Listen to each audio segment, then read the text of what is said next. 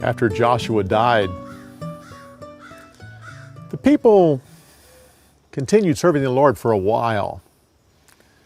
But eventually there was a generation that didn't know God. They started worshiping Baal. This made the Lord angry, so he gave them to a foreign king who ruled over them for 8 years. Finally, the people cried out to God, and God was merciful. He sent them a man by the name of Othniel. Othniel became their judge. He led him into battle against the foreign king, and the Spirit of the Lord came upon Othniel, and he was able to kill the king. After that, the people were at peace for 40 years. When Othniel died,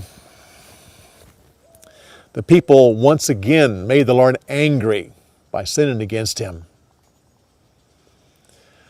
This time the Lord gave them to a Moabite king by the name of Eglon. Eglon was a huge, fat man. He conquered Israel by organizing several nations together to go in and conquer them. He ruled over them for 18 years. And once again, the people cried out to God. This time, the Lord sent them Ehud, a left-handed man. He became their judge, and when it was time to take tribute to Eglon,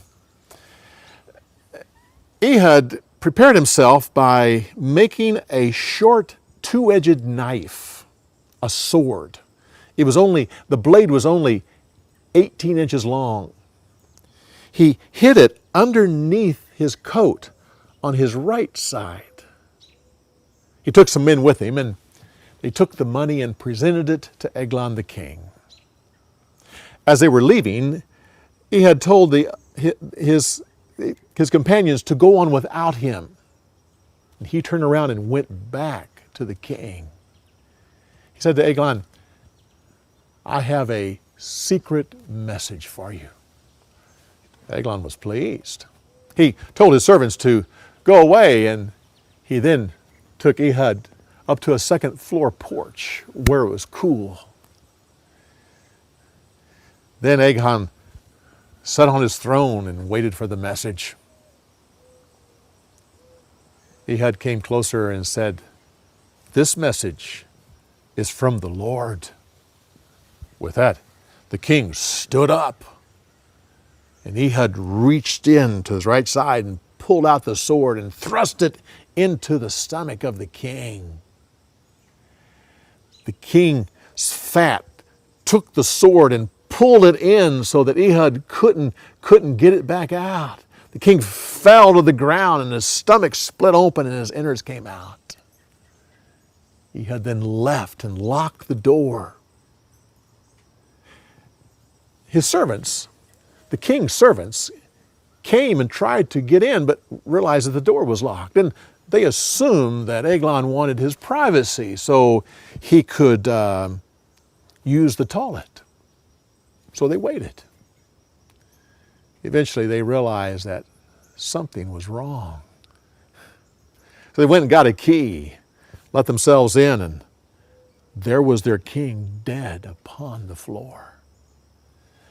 This delay of time gave Ehud enough space to make it down to the Jordan River, cross over the Jordan, and rally Israel to him. He blew the trumpet and said, "Follow me into battle. The Lord has given us the Moabites."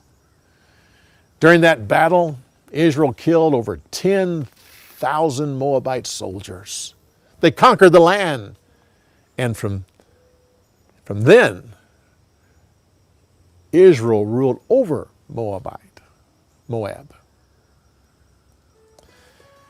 This brought peace to the land, which lasted for 80 years.